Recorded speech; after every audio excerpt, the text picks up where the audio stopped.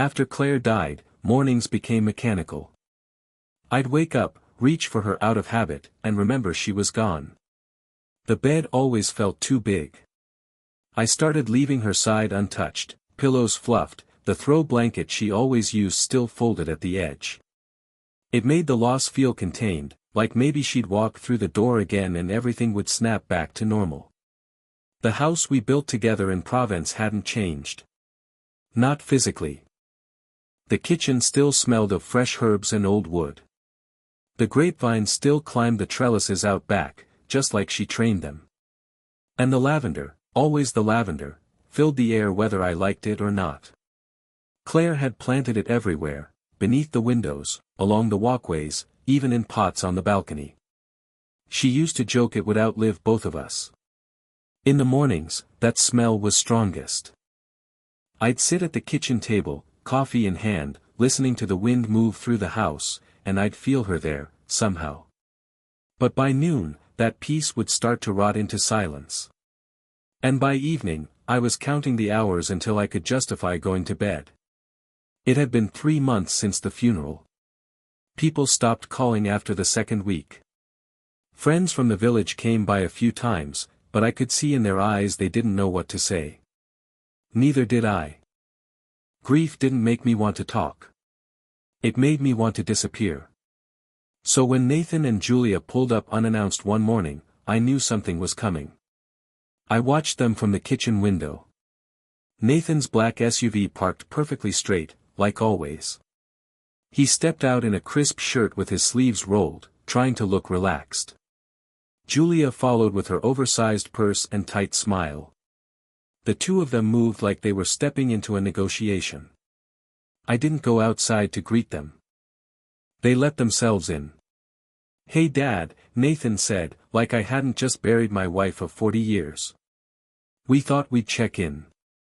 You've been hard to reach." "I've been busy," I said. Julia placed a box of croissants on the counter, the kind from the bakery Claire used to love. "We brought breakfast. Thought you might not be cooking much." We sat at the long wooden table, the one Claire insisted we keep even though it had too many scratches to count. Nathan looked around like he was taking inventory. Julia kept glancing at the cabinets, the fixtures, the tile Claire picked out from a market stall 20 years ago. "This place is still beautiful," she said. "But it's a lot." I didn't respond. "We've been talking," Nathan said. "And maybe it's time to consider what's next. The vineyard, the house. I mean, that's a lot of responsibility for one person." Julia added, "Wouldn't it be easier to move somewhere closer to us? Smaller. Something that doesn't carry so many memories." Nathan slid a folder across the table. "We've already spoken to a couple of people. Informally. A family from Lyon. Another couple from Switzerland. There's a lot of interest. This kind of property is rare now." They didn't say it outright, but I heard it anyway. They thought I couldn't handle it. They thought I was lonely, weak, maybe even losing it. They framed it like they were helping. Giving me options. But I could see the calculation in Nathan's eyes. I raised him better than that. I opened the folder. Appraisals. Market comparisons. Draft letters of intent. "You talk to buyers before you talk to me," I said. Julia touched my hand. "We were just preparing. In case you were overwhelmed." That word again. Overwhelmed. Not grieving. Not processing. Just old and unfit to manage what I built with my wife.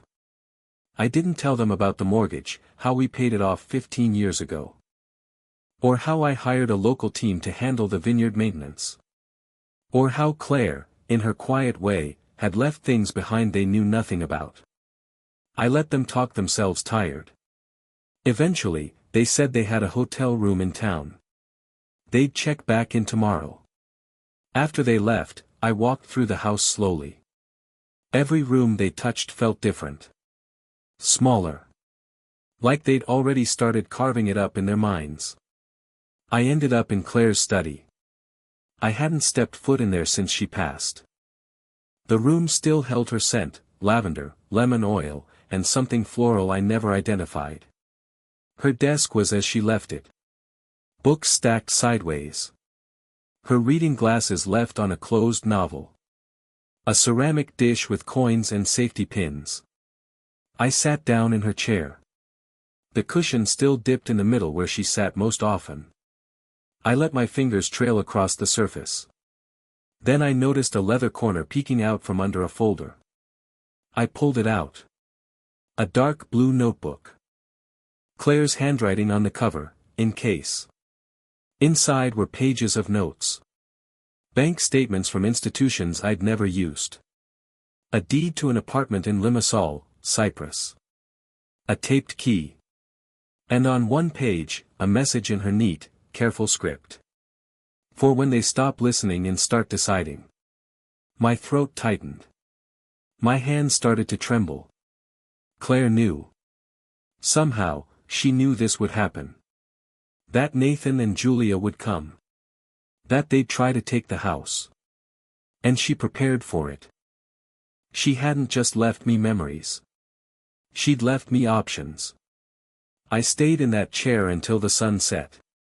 Listening to the wind move the lavender outside. Letting the weight of her foresight settle over me.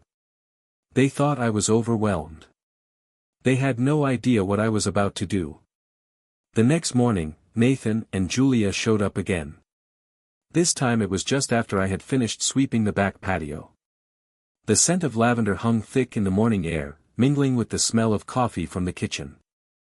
I had left their untouched croissants on the counter overnight, thinking I might get around to eating them. I didn't. I had no appetite for sweetness lately, especially not the kind that came with an agenda.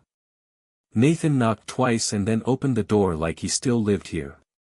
Julia followed close behind, carrying another folder, thicker than yesterday's. I said nothing and gestured for them to sit at the dining table. The same table where Claire and I had celebrated every major event in our lives, from anniversaries to her retirement. They sat. Nathan set the folder down and unzipped it like he was unveiling something important. Julia smiled at me, a rehearsed, polite thing.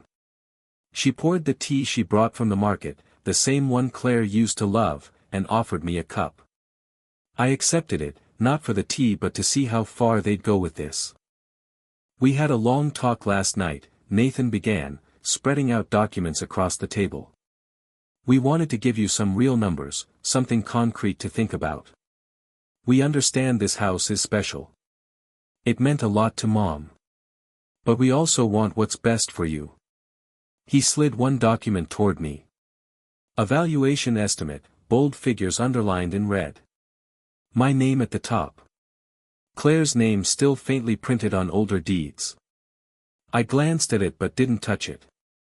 You've got a rare property here, he continued, pointing to a comparison chart. The vineyard, the location, the land, it's all prime. Investors are looking for exactly this. We even have a few soft offers. Nothing binding, of course. But real interest. Julia leaned in. You've done an amazing job keeping everything in shape. But we can help make this easier on you. Fewer burdens, fewer responsibilities. Somewhere closer to people. Maybe even near Liam. Near people, I repeated quietly, looking at her. Or near family. Both, she said, catching herself. We just think you'd be happier not having to worry about this place on your own. This house, it's a lot for one person. Nathan nodded. And it's not like we're asking you to sell everything and disappear. We've thought about ways to keep a piece of the property in your name. A partial share. Maybe a smaller residence nearby. That way, you still have access. Still part of it. I looked out the window toward the vineyard. Claire used to walk those rows in the evenings, fingers grazing the leaves. She loved the vineyard even more than the lavender. Who would manage it? I asked. The buyers? Well, yes, Nathan said. They'd bring in a team, of course. It'd be a full transfer. But again, you wouldn't be out of the picture unless you wanted to be. Julia jumped in. This isn't about replacing anything, Dad. It's about letting go of what's weighing you down. We were no longer having a conversation. We were trading monologues. They had their narrative, and I was supposed to follow the script. The concern in their voices was real, but so was the control underneath it. They weren't just checking in. They were here to decide. Nathan laid out a possible timeline. Julia pulled out contact lists, lawyers, agents, relocation services. They were ready. Maybe they'd been planning this since the funeral. Maybe even before. I let them talk for another 20 minutes. I nodded in all the right places. I even murmured, "I'll think about it," more than once. It wasn't lying. I was thinking, just not what they assumed. When their pitch wrapped up, Nathan looked almost triumphant. Julia seemed relieved.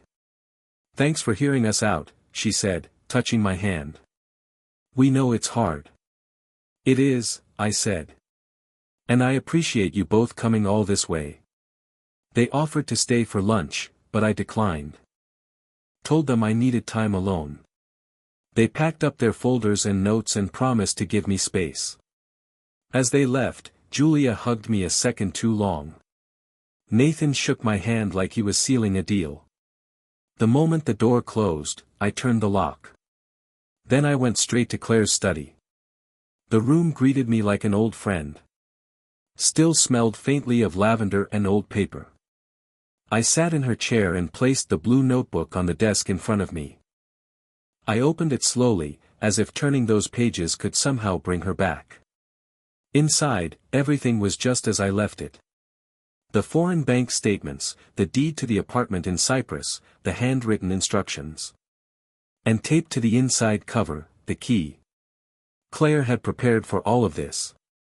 Not just emotionally, but strategically. She'd seen this moment coming. She knew they would come, not out of malice, but out of calculation. She understood that grief, over time, can make people greedy. That once I seemed weak enough, they'd try to take what was ours. But she didn't just leave behind memories.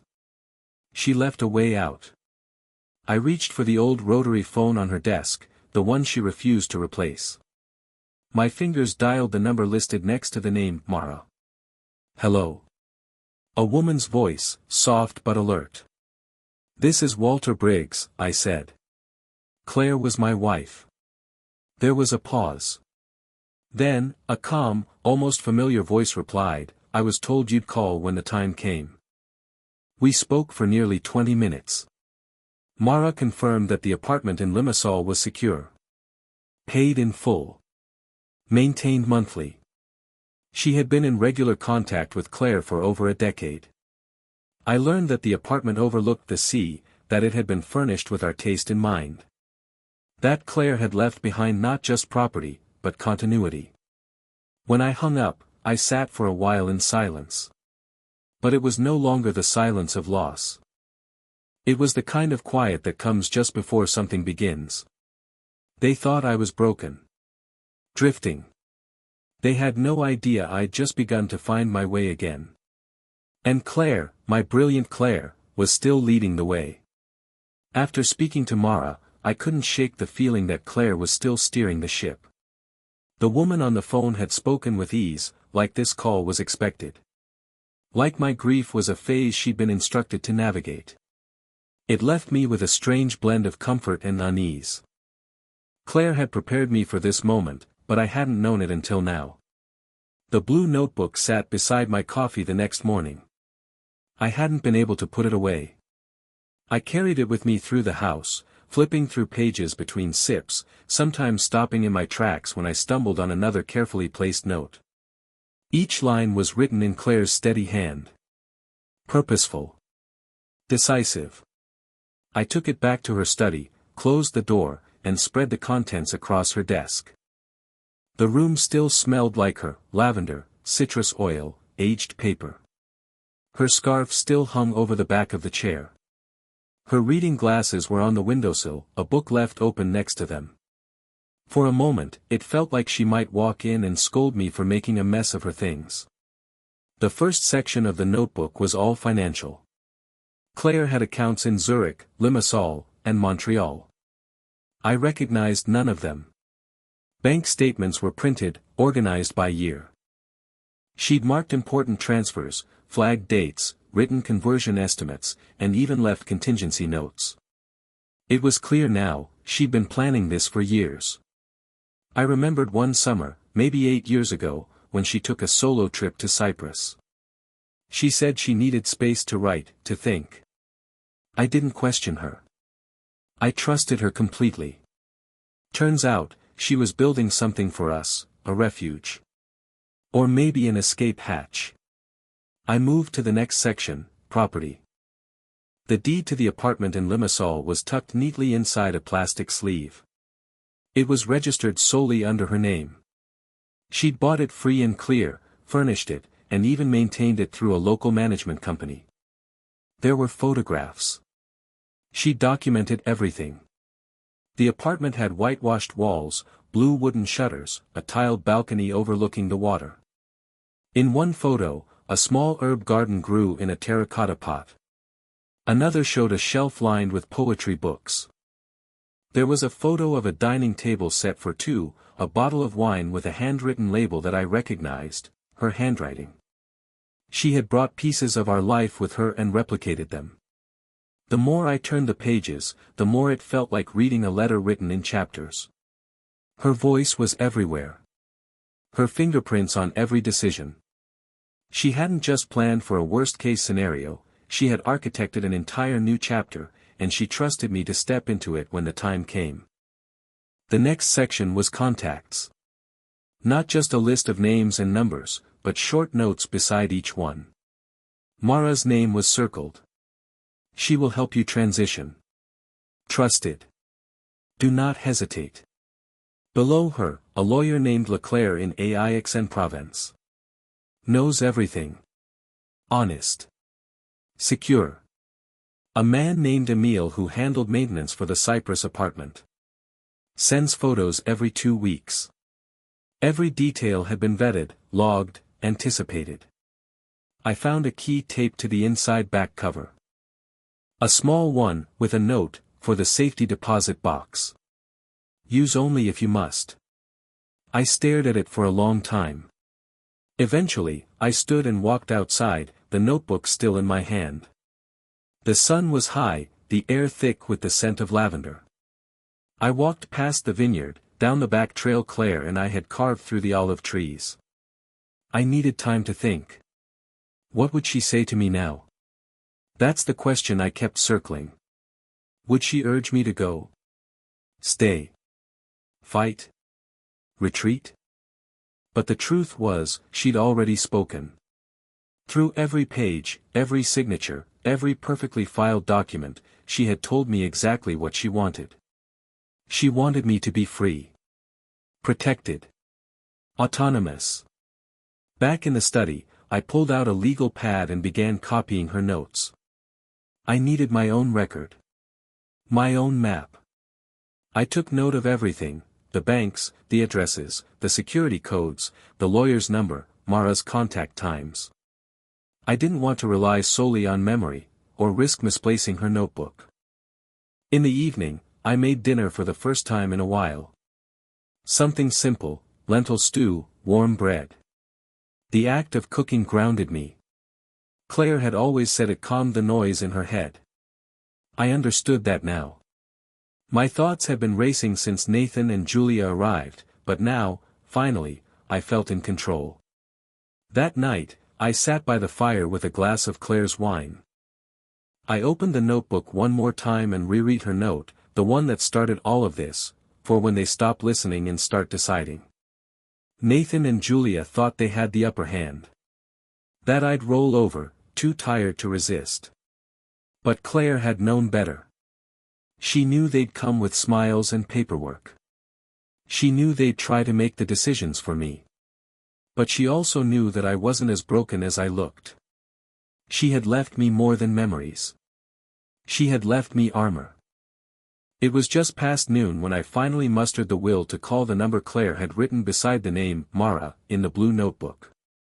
The day before, our short exchange had left me unsettled, not in a bad way, but in the sort of way that reveals the ground under your feet is not quite where you thought it was.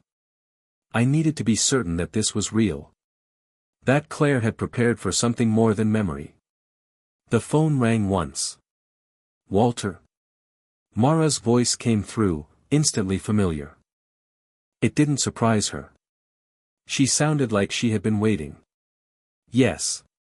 I hope I'm not calling at a bad time. It's the perfect time, she said. Her voice was soft, melodic, tinged with a light Mediterranean accent. Even over the phone, I could hear her calm. It settled something in me. I took a deep breath. Claire said you would help me when the time came. I don't know what that means, not entirely. But I think I'm ready to understand. Mara didn't respond immediately. There was a pause, comforting, not awkward. Then she said, Claire trusted me to look after the apartment in Limassol. She said it was yours, eventually. And that I would know when to help. She really planned all this? I asked. For years, Mara replied. She didn't want you to be alone. Not just physically, but in the sense of being unheard. She believed you might need a place where no one would speak over you. Somewhere you could just be. I moved through the house as she spoke. Into Claire's study, where the lavender sachets still clung to the corners of her desk. The notebook lay open, its spine now creased from hours of reading. I sat in her chair. She came to Cyprus often. Mara chuckled lightly. She practically lived here part-time. She had her favorite bakery, her butcher, even a florist who knew her preferences without asking. She didn't just visit. She belonged. She never told me. She said she didn't need to. That when the time was right, you'd know. And if you never needed it, that was fine too. But she wanted to be sure. I tried to imagine Claire walking through those streets, making friends, tending to an apartment in secret. Not out of deception, but out of fierce love. Protection. She knew her children. She knew me. She said the apartment was for transition. What did she mean? Mara spoke slowly. She believed grief can make you vulnerable. That people, even those who love you, might try to solve you. She said she wanted to give you a place where you didn't have to justify your silence.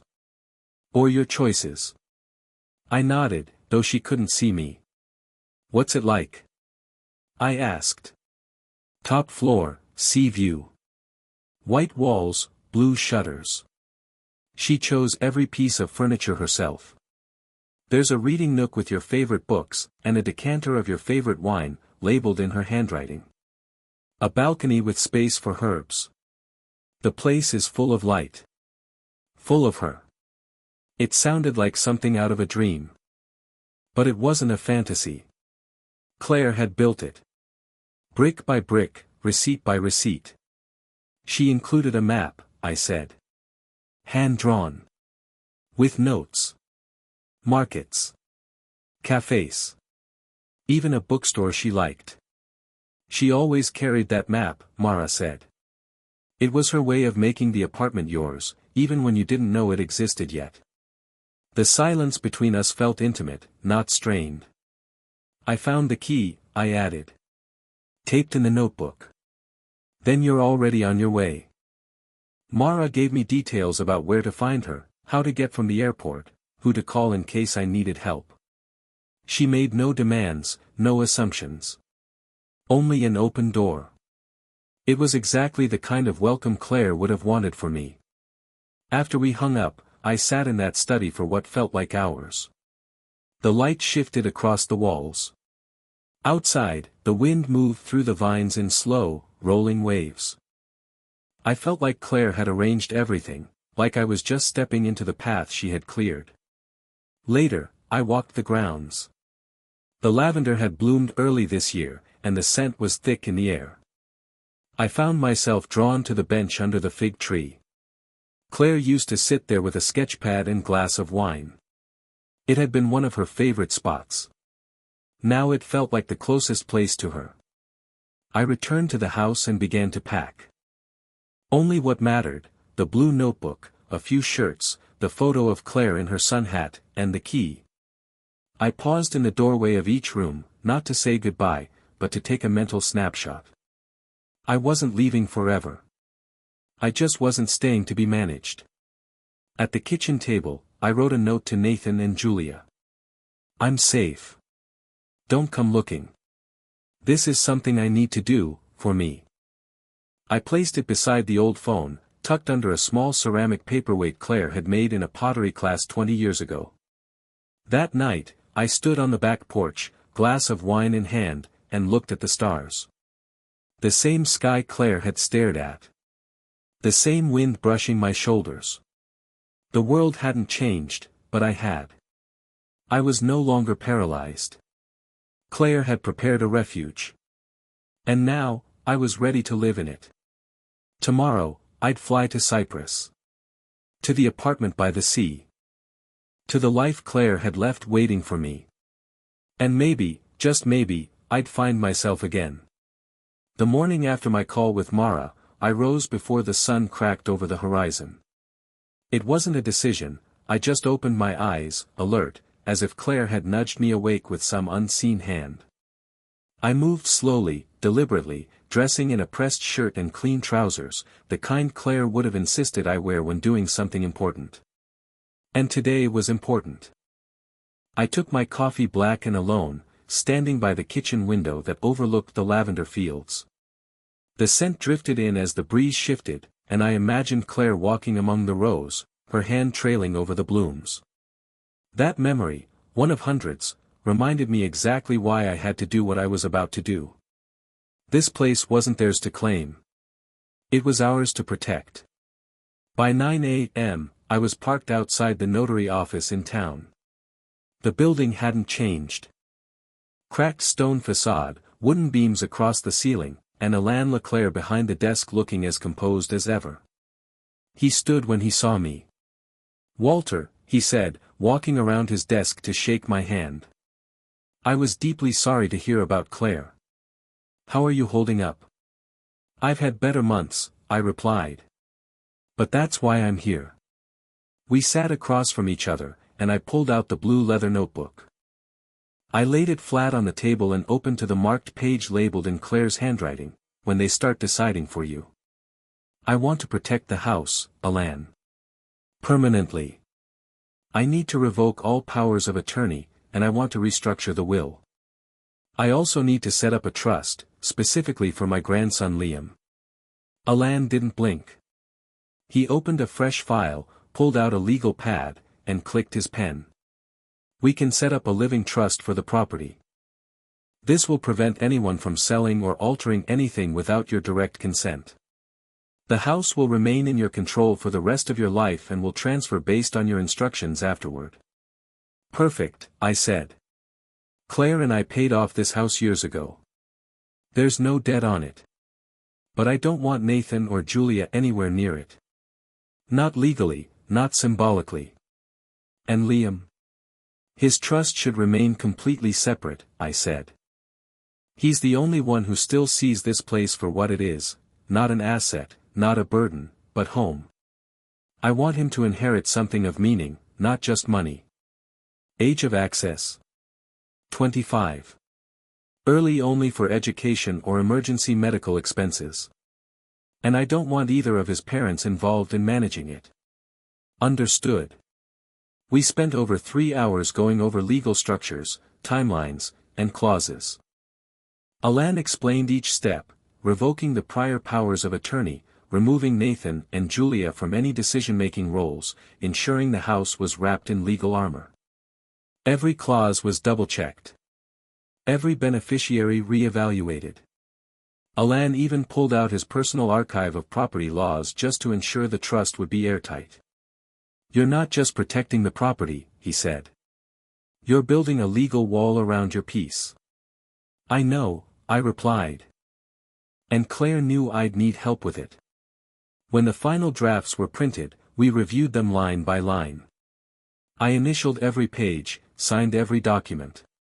Alan stamped them one by one, placing each sheet carefully into a thick envelope. When he sealed it and slid it across the table, I felt an odd sense of satisfaction. Not joy, not relief, but control. "These are your copies," he said. "Keep them safe. I'll retain the originals in my vault." He then handed me 2 more envelopes.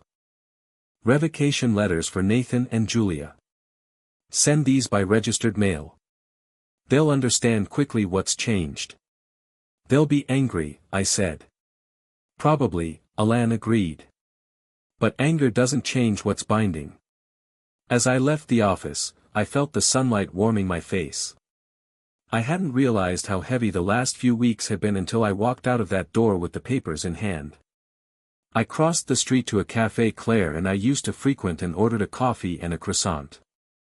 Sitting there, surrounded by the buzz of village life, I reread every clause, every signature. I imagined Nathan and Julia reading the letters, the disbelief turning into fury. Let them. I wasn't doing this out of spite. I was doing it out of love, for Claire, for Liam, and for the life we built that no one else had the right to dismantle. When I returned home, I went straight to Claire's old wine cabinet. I removed the bottles and revealed the hidden compartment she'd once used to stash birthday surprises. I placed the folder there, tucked behind a panel, safe. Then I walked to the mailbox and posted the 2 registered envelopes. That night, I sat on the terrace, watching the sunset over the vineyard. The light danced across the leaves, and the scent of lavender filled the air. I imagined Claire beside me, holding a glass of wine, nodding in approval. They would come for the house. But now, the door was closed. Legally. Permanently. I had drawn the line, and this time, no one would cross it. After everything was finalized with the notary, I turned off my phone and left it on the table. I was done listening.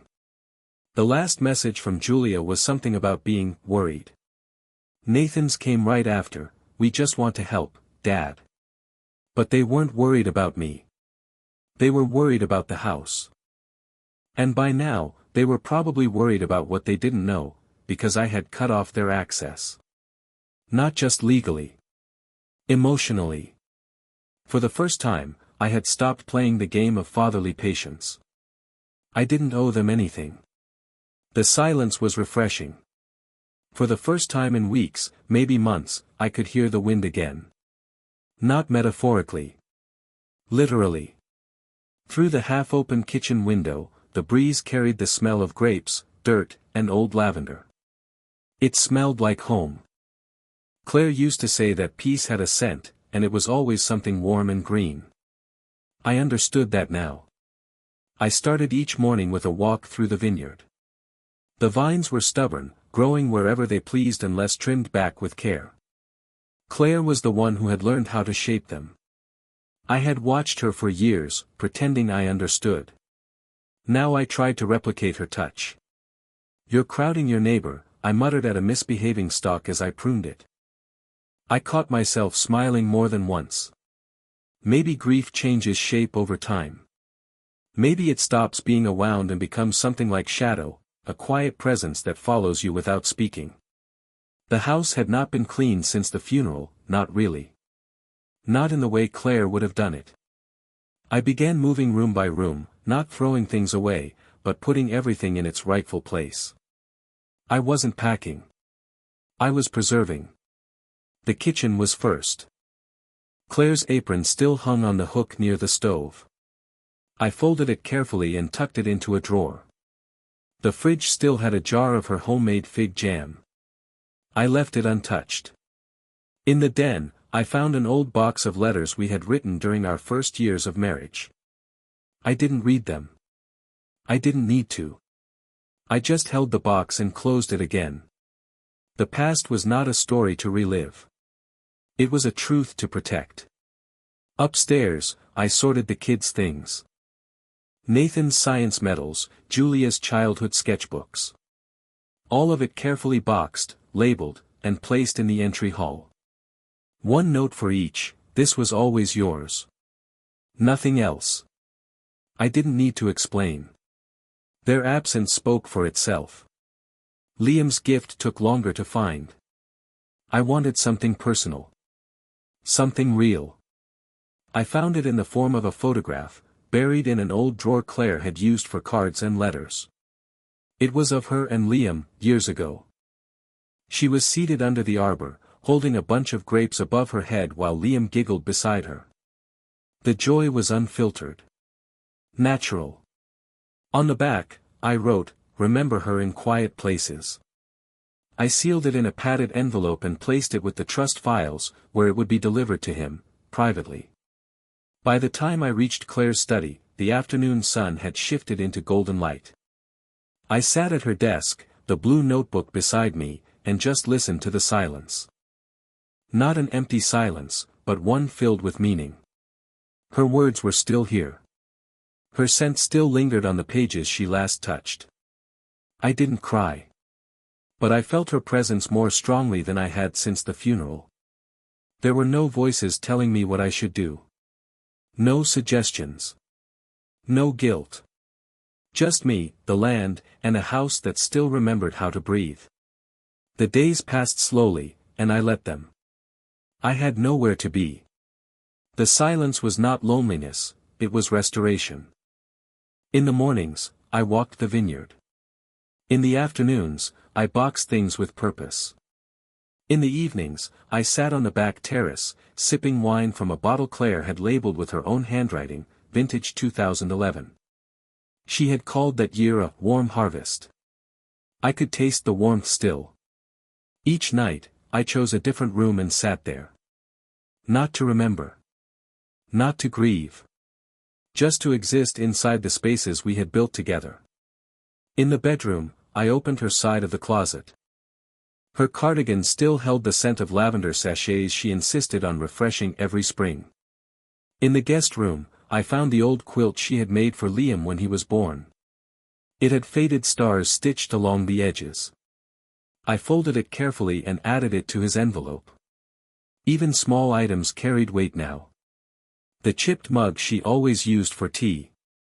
The lighter she kept in the kitchen drawer, even though she hadn't smoked since college. A wine cork with a heart drawn on it in blue pen. These things stayed. They were not to be packed, mailed, or explained. They were hers, and therefore they belonged here, in this house, even after we were both gone. One afternoon, I stood in front of the mirror in the hallway and didn't recognize myself. Not because I looked older, I'd made peace with that, but because I looked lighter. Less angry. More certain. Something inside me had shifted. I wasn't just staying in the house anymore. I was readying it. Preparing it. For what, I wasn't entirely sure. But I knew I wouldn't leave it in chaos. The day before I planned to go, I wrote instructions for the courier. The boxes labeled for Nathan and Julia were to be picked up from the front hall and delivered without delay. I left no notes inside the boxes, no letters explaining what they meant or what they were supposed to feel. Let them decide. Their childhoods lived in this house, but they had not returned to it in spirit. Only to claim it. That difference mattered more than they realized. Liam's envelope, I left with my lawyer, who had agreed to deliver it only when the time was right. He would receive his memory, his photo, his piece of something real, without expectation or performance. That was Claire's way, and now it was mine. On my final night, I made dinner for one. Roast chicken, carrots from the garden, a glass of Claire's favorite red. No candlelight. No music. Just the last notes of sunset casting a golden ribbon across the vineyard. I ate slowly. Every bite tasted like memory. When the meal was done, I washed the dishes, dried them, and placed them back where they belonged. One last act of order. Then I walked the length of the house, checking each room, saying nothing aloud but feeling everything. In the living room, I paused at the window Claire had always loved. Outside, the grapevines shimmered under the moonlight. The rows were still, yet full of life. I whispered, "You did it, Claire. You kept us safe, and let the silence respond." The next morning, I woke before the sun. I brewed one last cup of coffee, stood barefoot in the kitchen, and stared out the open window. The lavender swayed gently. Bees were already at work. The land did not care that I was leaving. It would continue, and that was the point. I placed the blue notebook into my carry-on. Claire's photograph, the bundle of lavender, and her pen went with it. I locked the door, checked it twice, and turned toward the path that led away from the house. I didn't look back. Not out of coldness. But because I didn't need to. I woke before the alarm, the morning still clinging to night. The house was silent. No birdsong yet. No wind. Just that early gray stillness that always comes right before a big shift in life. I stood in the kitchen, barefoot, nursing a cup of coffee, watching the steam curl up toward the ceiling fan. I had locked the house the night before. Everything I planned to leave was in place. Boxes for Nathan and Julia labeled and stacked. The trust document for Liam secured. Claire's notebook was tucked neatly inside my small carry-on, next to her photo and the bundle of dried lavender I had taken from the garden. There was nothing left to do but go. I walked through the house one final time, not in sadness, but in recognition. Each room gave me something small. A flash of memory. A scent. A sound. I didn't say goodbye to it. That word didn't fit. I said thank you. Then I stepped outside into the still morning air, locked the door behind me, and walked toward the waiting car. The drive to the airport was quiet. The driver didn't speak much English and didn't try to make conversation, which I appreciated. I watched the countryside roll by, the lavender fields fading into sun-scorched brush, then slowly giving way to the concrete outskirts of the city. At the terminal, I moved through security like a ghost. Nothing to check. Nothing to declare. Just a man carrying a notebook and a past he had finally wrestled into its place. The flight was uneventful. I barely looked out the window. I spent most of the time with Claire's notebook open on my lap, thumbing through her notes. She had written everything so clearly, so deliberately. Bank account numbers. Contact names. Local recommendations for grocery stores, a dentist, even a tailor. The precision of her handwriting hadn't faded with time. She had even drawn a small, childish heart next to Mara's name, as if to say, "Trust this one." When we landed in Cyprus, the heat hit me the second the cabin door opened. Not unpleasant, just heavier than I remembered. I had been here once, years ago, with Claire. We had visited on a whim during a long summer. I remember how she loved the sea here, the way it wasn't angry or cold like the Atlantic, but calm and endless. At baggage claim, I didn't wait. Everything I needed was with me. I walked straight through the sliding glass doors and spotted her immediately. Mara. She looked just like I remembered from our call, silver hair tied back, long linen shirt, sandals that looked well-traveled. She was holding a small sign with my name, though when our eyes met, she folded it and slipped it into her bag like we'd known each other for years. "Walter," she said with a nod. "Claire said you'd be early." I smiled, unsure if that made me feel comforted or exposed. But her voice had a warmth that lowered my guard instantly. We didn't speak much as she led me to her car. The engine hummed, and we pulled into traffic with the kind of ease that only locals manage. As we drove, she pointed things out with simple gestures. "That's the old market. That's the port. That's the bakery Claire loved." She didn't fill the silence, just decorated it. And that made the ride easier. When we arrived at the apartment, it was exactly as Claire had described. A pale stone building with green shutters, tucked into a quiet street just blocks from the sea. I followed Mara up 2 flights of stairs. She handed me the key without ceremony. "Everything's ready," she said. She made sure of that. Inside, the space was filled with Claire. Not literally, but unmistakably. Her taste in lamps, the patterned tile she loved, the small bookshelf with familiar titles. There was a bottle of wine on the counter, handwritten label and all. I sat down on the couch and let the weight of the moment settle into my bones. I had arrived. Mara didn't linger. She offered me the basics: where to find the market, what day the garbage trucks came, how to contact the building manager, and then gave me space. I appreciated that. She wasn't here to insert herself into the next chapter of my life. She was simply someone Claire trusted, and now that trust extended to me. It felt strange but welcome, like being gently handed off between safe hands. I spent the first afternoon walking the apartment. Not pacing, just observing.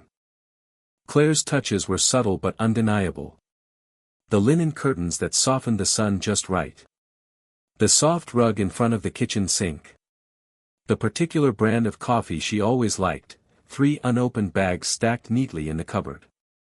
She had made a home here, even if she had never told me in words. I could feel her decisions in everything. On the bookshelf, I found a short handwritten note tucked inside one of the cookbooks. Try page 79 first. It's the only one I never burned. I smiled. Claire had never been much of a cook, but she kept trying. That little note felt like a conversation waiting to continue. That evening, I opened the bottle of wine. Claire had labeled it Limassol Blend in her careful script. I poured a glass and stepped onto the balcony. The sea stretched out in front of me, gentle and eternal. The breeze brought with it the scent of salt, grilled food from a neighbor's window, and something floral, maybe jasmine. It was a different world from Provence, but it wasn't foreign. Not anymore. I sat there for a long time, glass in hand, listening to the sounds of the city slowing down. Kids playing in the alley. A dog barking in the distance. Somewhere, a guitar. It wasn't silence, but it was peace. Before bed, I unpacked the few things I'd brought. The photograph of Claire by the grape arbor. The blue notebook. The dried lavender tied with twine. I arranged them on the desk near the window, not as decoration, but as anchors. I had brought pieces of my old world into the new one. The bed was comfortable. Claire had even left a note in the nightstand drawer: there's extra pillows in the closet. I always needed 3. That detail almost made me laugh. It was so very her to plan for my comfort like that. The next morning, I woke without an alarm. Sunlight poured in, warm and direct. I stepped onto the balcony again, barefoot, and breathed it all in. I wasn't waiting for grief to leave me anymore. I was simply living with it differently. It had softened. Stopped being sharp. Started becoming memory. I made coffee. Sat in the kitchen. Opened Claire's notebook. On the last page, she had written just one line: I knew you'd come. It stopped me. Not with pain, but with truth. She had trusted me to find my way here. She had given me a map not just with addresses and instructions, but with reminders of who we were. Of who I still could be, even without her hand in mine. Later, Mara dropped by again. She brought a small pot of herbs, thyme and oregano, and left it on the windowsill. From Claire's garden, she said simply. I didn't ask how she had transported it. I just nodded. That was the way Claire did things, quietly, but thoroughly. That evening, I began a new routine. A walk through the side streets, a quiet dinner, wine on the balcony, and finally, writing in the notebook she left me. Not in her hand, but mine. The first line I wrote was this: thank you for giving me a second beginning. And I meant it. Back in France, the sun had barely crested the hills when Nathan pulled into the gravel driveway, Julia not far behind in her SUV. They hadn't said anything to each other during the drive, but they both moved with the same urgency, like they were arriving at the scene of a fire. Nathan had a spare key. He jammed it into the lock and turned. It didn't work. He tried again. Still nothing. Julia stepped up beside him, clutching her phone, already halfway through composing a message. "Are you sure that's the right one?" "It's the only one he ever gave me," Nathan said, jaw tight. Julia knocked hard on the door. "Dad?" she called. "Dad, are you in there?" Silence. No footsteps. No sound of a chair scraping or a kettle boiling. Just birds, somewhere off in the vines. Nathan stepped back and stared at the shuttered windows. "He's gone," he said flatly. They circled the house, trying back doors, testing windows, even checking the cellar entrance. All locked. When they came back around to the front, Julia spotted the boxes. Stacked neatly. Clearly labeled. One for her. One for Nathan. "What the hell is this?" she muttered, kneeling beside hers. She peeled back the tape and opened the lid. Inside were old sketchbooks, childhood artwork, a small stuffed rabbit missing an eye. Things she hadn't seen in decades. On top, a folded note in their father's handwriting. "This was always yours." That was it. No explanation. No sentimentality. Just a quiet, unmistakable boundary drawn in ink. Nathan opened his box and found much the same. A plastic spaceship, science fair medals, a faded birthday card. His expression shifted from confusion to anger. "He's really doing this," he said. "He's cutting us off." Julia pulled out her phone again and dialed. Straight to voicemail. She tried texting, "Where are you? Why are we locked out?" Nothing. She looked at Nathan, who was now staring at the front of the house like it had betrayed him. "We need to talk to the notary," he said. That afternoon, a neighbor, an older man from 2 houses down, approached them while they were pacing near the gate. "You're Walter's kids, right?" he asked. "He told me to give you this." He handed over 2 sealed envelopes. Each had their names written on the front. Inside were copies of the legal documents Walter had finalized just days before. A new deed in his sole name. Revoked power of attorney. A note indicating the house was not for sale, nor subject to outside claims. "Is this a joke?" Nathan barked. "He can't do this." Julia was already scanning the papers with trembling hands. "These are real.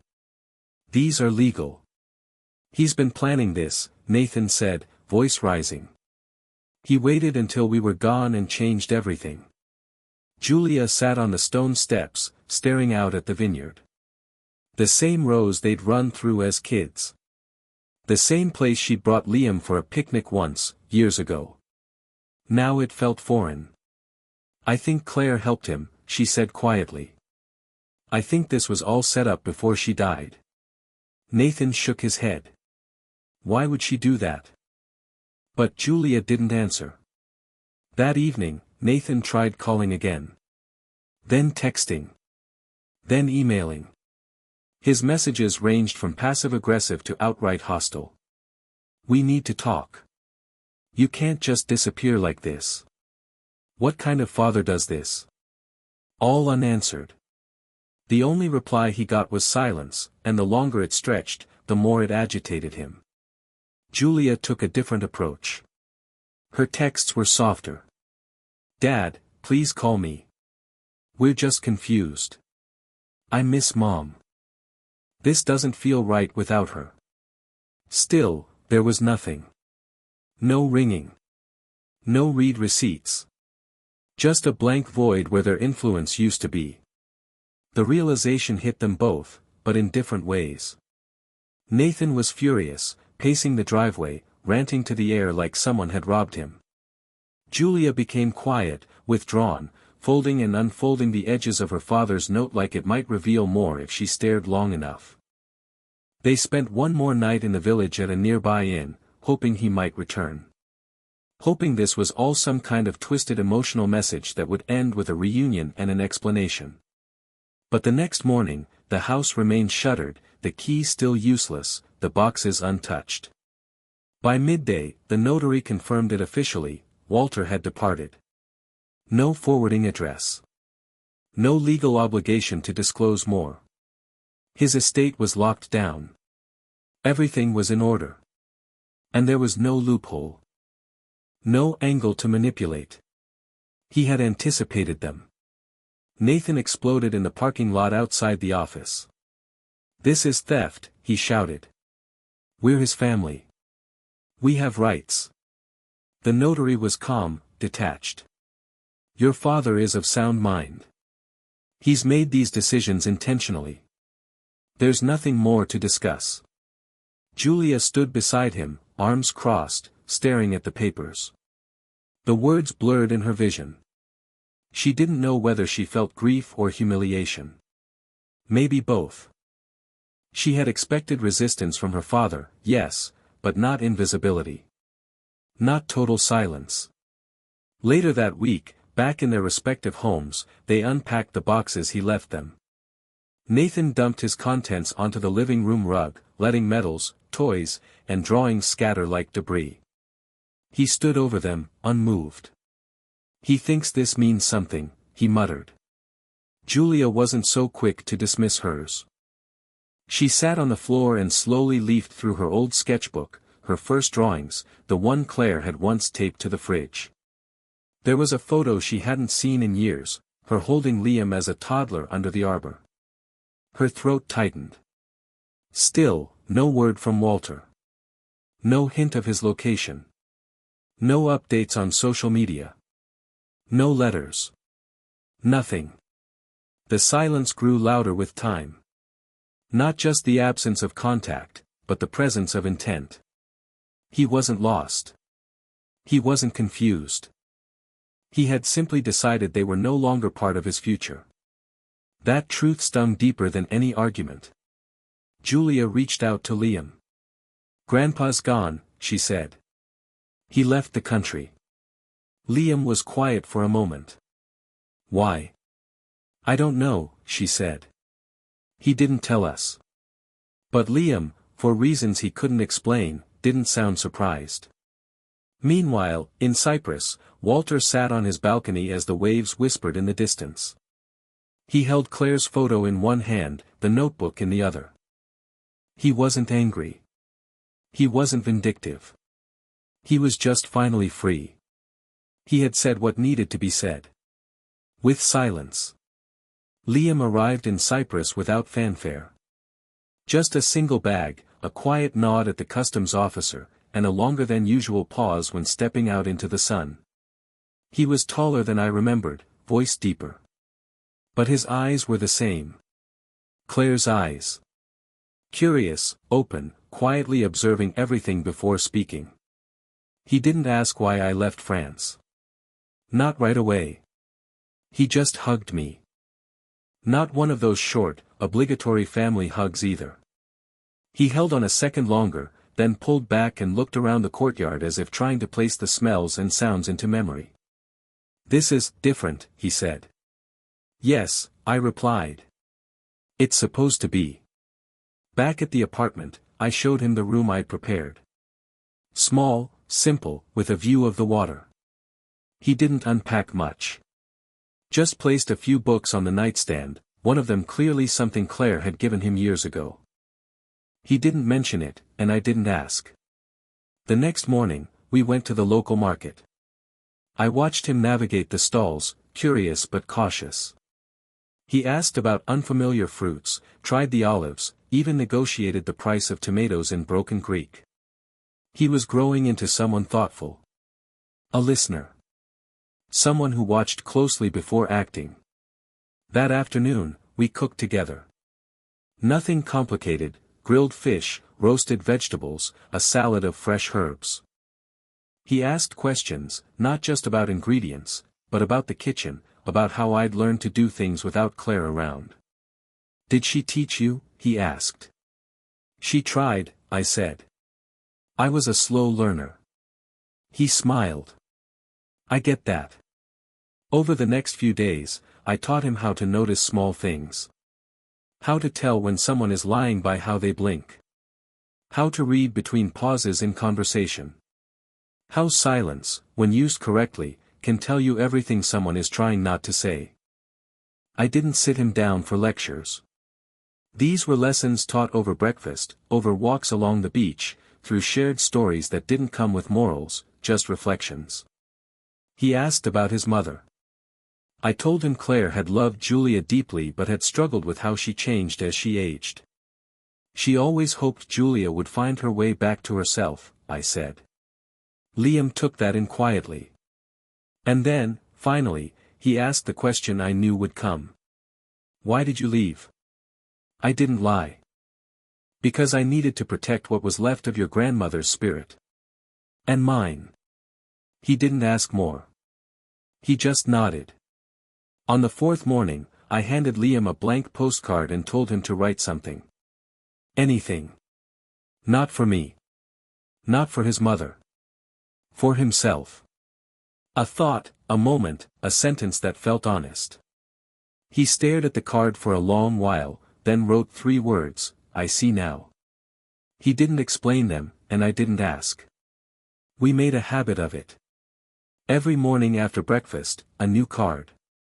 He filled them with snippets, memories of Claire, thoughts about the vineyard, questions he never asked his mother. I kept mine simpler. A word, a phrase, sometimes just a drawing. We mailed them without return addresses, dropping them in a different box each day like messages cast into sea foam. One afternoon, we found an old pottery shop. I bought a plain bowl. He chose one with cracked glaze, said it reminded him of his grandmother's wedding china. Back home, we planted thyme and oregano in them, placing them along the balcony railing. Liam said he wanted to remember the smell. Sometimes we spoke for hours. Other times, we shared silence. There was no pressure to perform emotion. We just existed in parallel, each processing things at his own pace. I told him how Claire had prepared this life for me. That she had known I'd need a space that wasn't tied down by guilt or old expectations. A space to breathe. He listened, not with sympathy, but with recognition. As if he understood not just the words but the need behind them. He started asking about the house in France. I told him about the grape harvests, the stone walls, the long wooden table where he used to sit with a cup too big for his hands. He remembered more than I thought. The smell of Claire's soup, the way she used to hum when setting the table, the feel of her hand on the back of his head. One night, as we watched the sun disappear into the sea, he asked, "Will you ever go back?" "I don't think I need to," I said. He nodded, then added, "Me neither." Before he left, I gave him one last postcard. It was blank. "For later," I said. He hugged me again, longer this time. There was something solid in it. A goodbye, yes. But also a carrying forward. A promise not to forget. After he boarded his flight, I walked home slowly, stopping at the edge of the shoreline. The sea was calm. I took out the blue notebook Claire left me, opened to the last page I had written in, and added a new line. Liam is safe. And I believed it. The lavender I brought from France now hung drying above the windowsill, tied in little bundles with kitchen twine. The scent had deepened over the weeks, no longer sharp or floral, but warm and grounding. It mixed with the sea air that rolled in every morning, carrying with it a softness that I'd come to expect. Like a presence, not a weather pattern. Mara visited often, but never unannounced. She brought food sometimes, or herbs from her garden, or a book she thought I might like. Sometimes she brought nothing at all. Just conversation, company, a quiet hour shared over strong coffee and no obligations. She never asked too much. Never pushed. That's why I allowed her in. We sat on the balcony one evening, the two of us watching the horizon as the last edge of the sun dipped beneath the water. She sipped her wine slowly, and I kept the blue notebook on my lap, one hand resting on its cover like it were a Bible. A wind passed between us. "You've changed," she said gently. "I had to," I replied. She nodded. "And yet, you're still you. Just lighter." That word again. Lighter. Not freer. Not happier. But lighter. As though I had been carrying bags that I didn't realize I could drop. And Claire had helped me see that. I looked at the shelves beside me. The books Claire had chosen still leaned against each other like old friends. Her bottle of wine, the one labeled in her handwriting, still stood unopened. I wasn't saving it for an occasion. I just hadn't decided when to remember her that way. The photograph I kept by the window had faded slightly under the sun. Her face still smiled out from under the arbor, but now with a softness that made it feel even more like a memory than a snapshot. I didn't move it. That corner was hers. The apartment had become mine in the way the house in Provence had once been hers. Not through ownership, but through rhythm. I woke with the sea. I slept after writing in the notebook. I cooked simple meals and ate slowly. No television. No music.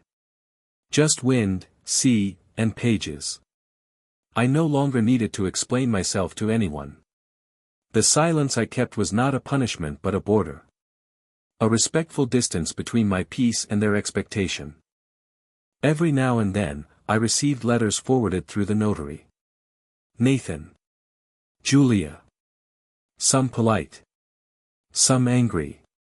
Some confused. I never answered them. I didn't destroy them either.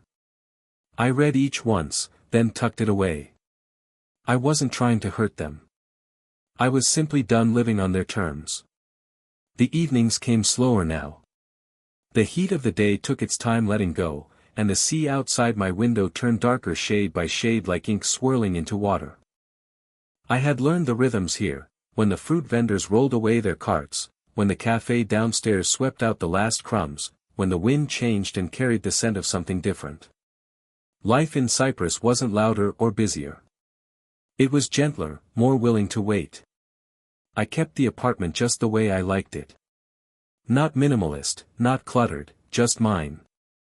A few framed photographs, most of them Claire's. Her favorite poetry collection beside the bed. The kitchen always stocked with good bread, olives, coffee. Everything functional, nothing showy. One evening, Mara came by with a shallow ceramic dish in the shape of a leaf. Inside was a little thyme plant from her own balcony.